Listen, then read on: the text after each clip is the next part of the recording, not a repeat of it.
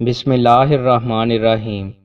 رسول اللہ صلی اللہ علیہ وآلہ وسلم نے ارشاد فرمایا، جو جماعت یا لشکر جہاد کرتا ہے وہ مال غنیمت اور سلامتی کے ساتھ واپس آتا ہے تو اس نے اپنے اجر میں سے 2/3 حصے جلد دنیا میں حاصل کر لیے، اور جو جماعت یا لشکر جہاد میں زخمی ہوتا ہے اور شہید ہوتا ہے تو وہ مکمل اجر پاتا ہے۔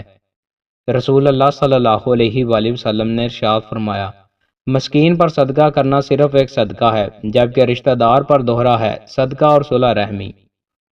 رسول اللہ صلی اللہ علیہ وآلہ وسلم نے ارشاد فرمایا، ہر روز صبح کے وقت 2 فرشتے آسمان سے نازل ہوتے ہیں تو ان میں سے ایک کہتا ہے، اے اللہ خرچ کرنے والے کو بدل عطا فرما، جبکہ دوسرا کہتا ہے، اے اللہ بخیل کو تباہی سے دوچار کر۔ رسول اللہ صلی اللہ علیہ وآلہ وسلم نے ارشاد فرمایا، اللہ نے عورتوں سے مشابہت کرنے والے مردوں اور مردوں سے مشابہت کرنے والی عورتوں پر لعنت فرمائی ہے۔ رسول اللہ صلی اللہ علیہ وآلہ وسلم نے ارشاد فرمایا، اس دین یا خلافت کے معاملے میں لوگ قریش کے تابع ہیں، ان لوگوں کے مسلمان قریشی مسلمانوں کے تابع ہیں، اور ان عام لوگوں کے کافر ان قریش کے کافروں کے تابع ہیں۔ رسول اللہ صلی اللہ علیہ وآلہ وسلم نے ارشاد فرمایا، جس بستی اور جنگل میں 3 آدمی ہوں اور وہاں باجماعت نماز کا اہتمام نہ ہو تو پھر سمجھو کہ ان پر شیطان غالب آ چکا ہے۔ تم جماعت کے ساتھ لگے رہو، بیڑیا الگ اور دور رہنے والی بکری کو کھا جاتا ہے۔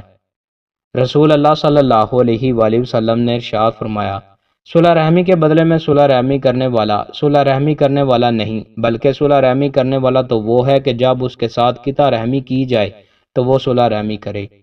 رسول اللہ صلی اللہ علیہ وآلہ وسلم نے ارشاد فرمایا، 3 قسم کے لوگوں کی نماز ان کے کانوں سے آگے نہیں جاتی، مفرور غلام حتیٰ کہ وہ واپس آ جائے، وہ عورت جو اس حال میں رات بسر کرے کہ اس کا خاوند اس پر ناراض ہو، اور لوگوں کا امام جب کہ وہ اسے ناپسند کرتے ہوں۔ دوستوں، مزید اچھی ویڈیوز کے لیے ہمارے چینل کو سبسکرائب لازمی کریں۔ بہت شکریہ۔